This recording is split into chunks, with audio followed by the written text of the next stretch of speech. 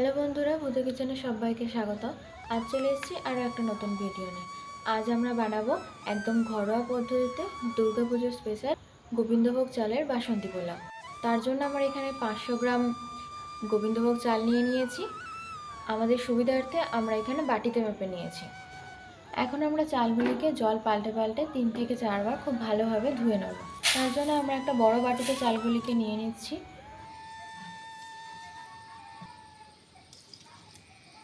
এইভাবে নেড়ে নেড়ে আমরা ভালোভাবে চালগুলিকে ধুয়ে নেব।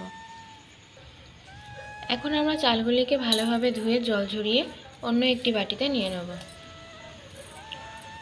চালটা যতক্ষণ ঝরঝরে হতে থাকবে আমরা ততক্ষণে এই আদা এবং কাঁচা লঙ্কাটি পেস্ট করে নেব।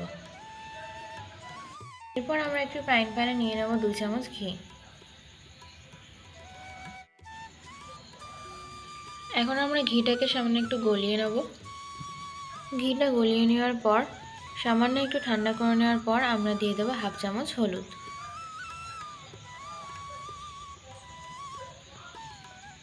হলুদটা ঘিয়ের সাথে খুব ভালোভাবে মিশে গেছে।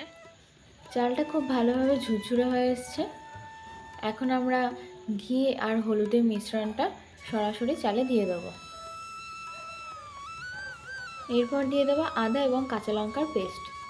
এখন আমরা সমস্ত কিছুকে চালের সাথে খুব ভালোভাবে মিশিয়ে নেব। সমস্ত কিছুকে আমরা চালের সাথে খুব ভালোভাবে মিশিয়ে নিয়েছি। এরপর কড়াইতে দিয়ে দিয়েছি 2 থেকে 3 চামচ সাদা তেল। তেলটা সামান্য একটু গরম হয়ে আসলে দিয়ে দেবো 1 চামচ ঘি। তোমরা চাইলে শুধুমাত্র ঘি দিয়েও রান্নাটা করে নিতে পারো। এরপর দিয়ে দেবো 2টি তেজপাতা, 2টো বড় সাইজের এলাচ, 3টে লবঙ্গ এবং 2টো বড় সাইজের দারচিনি। ফ্লেভারটা বার হয়ে আসা পর্যন্ত আমরা এগুলিকে ভেজে নেব। এরপর দিয়ে দেবো 8 থেকে 10টা কাজু বাদাম। আমরা আস্ত বাদামগুলিকে অর্ধেক করে নিয়েছি। বাদামটা সামান্য একটু ভেজে নিয়ে আমরা দিয়ে দেবো 10 থেকে 12টা কিশমিশ। এবার এগুলিকেও আমরা ভালোভাবে ভেজে নেব। সমস্ত কিছুটাকে ভালোভাবে ভেজে নেওয়ার পর আমরা দিয়ে দেবো মেখে রাখা চালগুলি।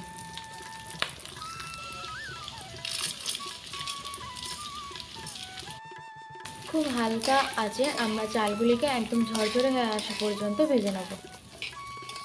3 থেকে 4 মিনিট আমরা একদম লো আঁচে চালগুলিকে ভেজে নিয়েছি। এটা একদম খুব ভালোভাবে ঝরঝরে হয়ে এসছে। এরপর আমরা 3 বাটি চাল নিয়ে নিয়েছিলাম।